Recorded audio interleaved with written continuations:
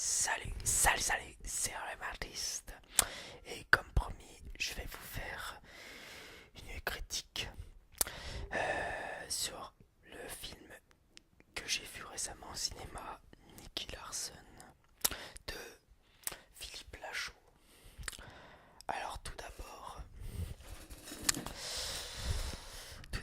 il y aura, je vais parler d'abord de Nicky Larson parce que c'est un film qui m'a, on va dire, qui m'a beaucoup plu, qui m'a même surpris, je vais dire.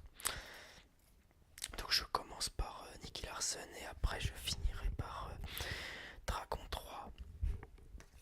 Donc après avoir vu Babysitting 1 et 2 et Alibi.com, ce film Nicky Larson et le parfum de Cupidon, c'est une bonne surprise.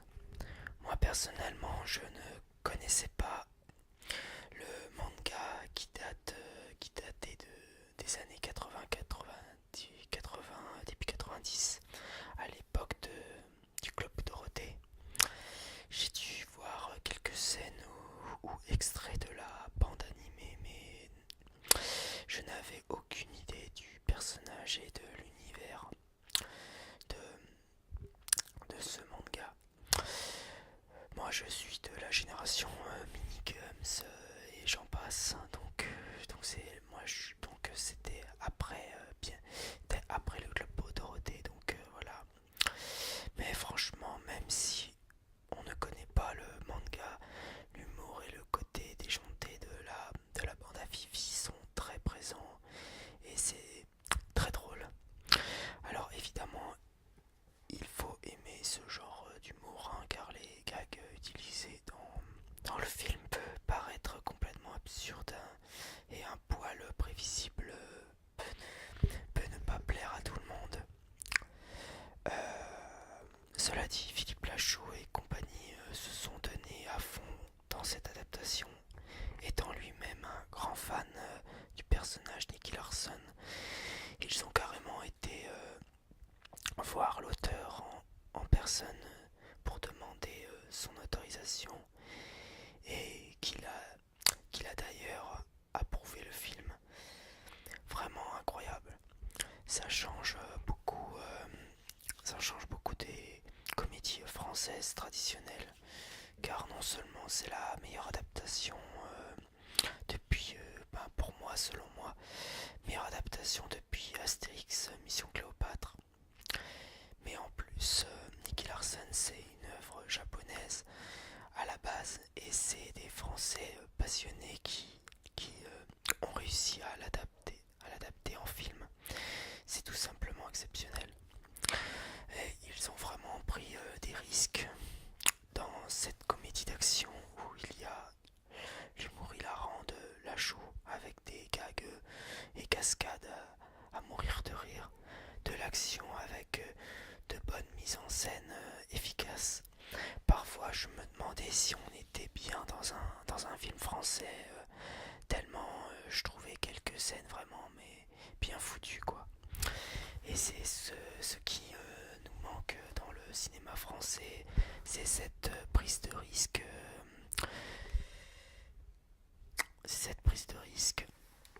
qu'on ne retrouvait plus depuis des années. Bon, après, les défauts de ce film, c'est le scénario, hein, un peu léger, un peu bancal, mais avec quelques moments incohérents, mais pas si gênants que ça.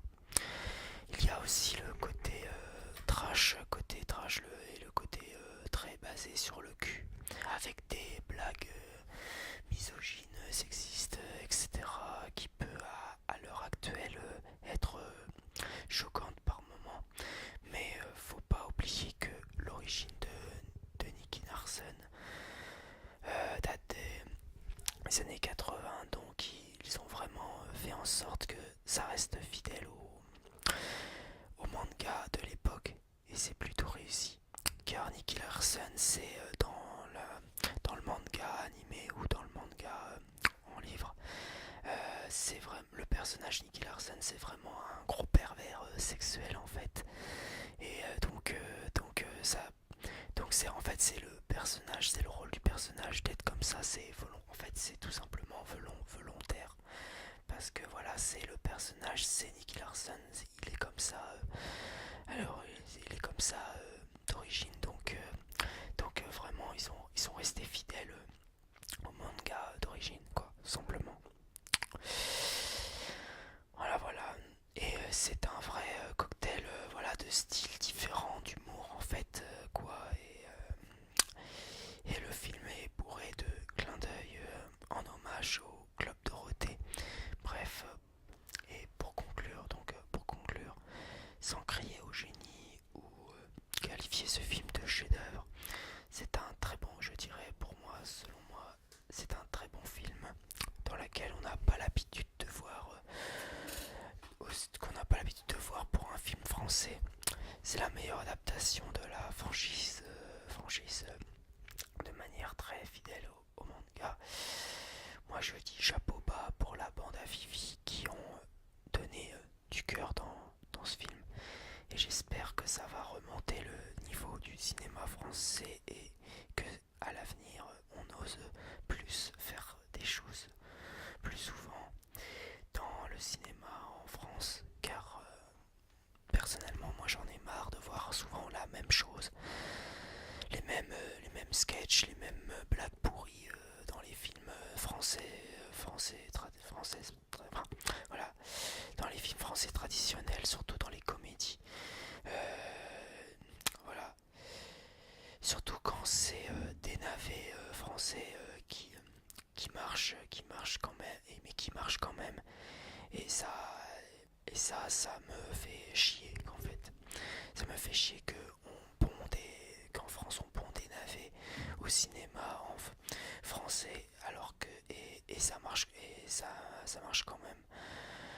Donc et c'est très dommage. Mais j'espère que les mentalités commencent à changer et heureusement d'ailleurs. Donc j'espère que ça va changer, ça va changer la donne, tout ça. Voilà, voilà. Donc maintenant, nous allons passer à ma critique sur Dragon 3.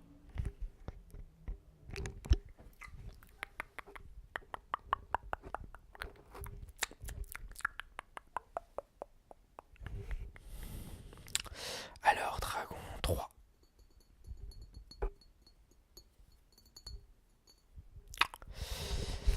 Sachant évidemment que j'ai vu le premier épisode qui était formidable. J'ai beaucoup aimé. Puis j'ai vu le 2 où ils ont fait encore mieux et ont mis le paquet dans l'action, l'animation, l'émotion, tout y était. Et enfin j'ai vu Dragon 3, le dernier épisode pour clôturer la fameuse trilogie des dragons. Cet épisode m'a bien fait chialer à la fin. Je trouve qu'ils ont plus misé sur l'émotion que sur l'action. Car je crois que ça faisait longtemps que je n'avais pas autant chialé devant un film d'animation. Devant un film d'animation 3D. La dernière fois que j'ai dû pleurer devant un film d'animation 3D, il me semble que c'est, si je me rappelle bien, si ma mémoire est bonne, c'est Toy Story 3 à la fin aussi qui m'a fait chialer. Toy Story 3 à la fin du film. Et là, bingo, la grosse claque, j'ai encore chialé devant Dragon 3 à la fin du film. Sachant que Dragon 2, il y avait aussi beaucoup d'émotions. Mais Dragon 2, je me rappelle pas d'avoir pleuré devant Dragon 2. J'ai peut-être failli pleurer devant Dragon 2, mais je n'ai pas, en vérité, je n'ai pas vraiment pleuré, je n'ai pas versé de larmes devant Dragon 2. Tandis que devant Dragon 3, j'ai vraiment versé ma petite larme, quoi, à la fin du film. Donc voilà. Donc il y avait, donc dans cet épisode moi je trouve qu'ils ont beaucoup misé sur l'émotion, plus sur l'émotion que sur l'action. Il y a évidemment des scènes d'action qui sont bien faites, mais moins que, mais moins bien développées que dans Dragon 2. Et je trouve dans cet épisode qu'ils ont eu l'idée intéressante de mettre plus en valeur la relation entre Harold et Astrid par exemple sur la remise en question du couple, relations amoureuses, etc., etc. Les choix qu'il y a à faire et tout. Donc ça, je trouvais cette partie-là très intéressante. Et son dragon Croque-Mou qui tombe amoureux d'une dragonne de la même espèce que lui, qui s'appelle Light Fury, si je me trompe pas. Et il y a eu pas mal de moments très drôles, surtout entre Croque-Mou et Light Fury, mais je ne vous en dirai pas plus pour ceux qui, parce que je vais pas spoiler, s'il y en a qui sont pas vus Dragon 3, je vais pas spoiler, je vais pas en dire plus. Mais le plus gros défaut que je trouve de cet épisode, c'est le méchant, qui est beaucoup moins charismatique que le précédent et beaucoup moins malin. En fait, on nous explique dans le film à quel point c'est un chasseur hyper dangereux qui veut tuer tous les dragons et blablabla et tout. En réalité, il est pas si dangereux que ça. Enfin, il nous montre pas à quel point il est dangereux comme ils disent dans le film. En réalité, il est nul, voire presque inutile. Et moi je trouve ça un peu dommage, car sinon le film en lui-même est très divertissant et très émouvant. Mais le manque de travail du méchant fait que l'histoire est un peu bancale au milieu du film. Cela dit, j'ai pleuré à la fin tellement que c'était beau et qu'on s'imagine pas une meilleure fin que celle-ci. En gros, la recette presque parfaite d'un happy end pour bien terminer cette magnifique trilogie qui est tout simplement la meilleure franchise de chez DreamWorks. Alors après, j'ai pas parlé de l'animation. Alors l'animation 3D, écoutez, qu'est-ce qu'il y a à dire? Après je suis pas spécialiste, mais il y a quasiment rien à dire. On nous en met plein les yeux. Ça pourrait faire carrément concurrencer Disney et Pixar, quoi. Donc vraiment c'est du très bon boulot, quoi, dans l'animation 3D. Donc voilà ce que j'en pense du film Dragon 3. Voilà. Donc j'espère que cela vous aura plu. N'hésitez pas à mettre un petit like, ça me ferait énormément plaisir, et commenter la vidéo et éventuellement si vous n'êtes pas abonné à ma chaîne, n'hésitez pas à vous abonner à ma chaîne. Voilà, et je vous dis à